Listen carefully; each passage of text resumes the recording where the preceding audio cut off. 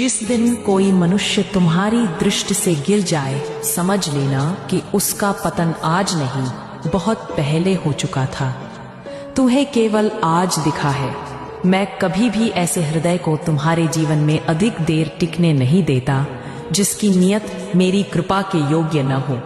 मनुष्य अक्सर दूसरों को इतना ऊंचा मान लेता है कि उनका असली स्वरूप दिखने पर स्वयं टूट जाता है, पर कृष्ण कहते हैं मनुष्य का गिरना अचानक नहीं होता। मैं तुम्हें समय पर उसकी पहचान इसलिए कराता हूँ ताकि तुम भ्रम से मुक्त हो सको।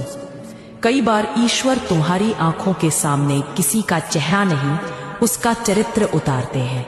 सत्य प्रकट होने पर दुख अवश्य होता है, पर वही सत्य तुम्हें उस बंधन से मुक्त करता है जो तुम्हारी वृद्धि रोक रहा था। कुछ लोग तुम्हारे जीवन से सम्मान खोकर इसलिए गिरते हैं क्योंकि वे तुम्हारे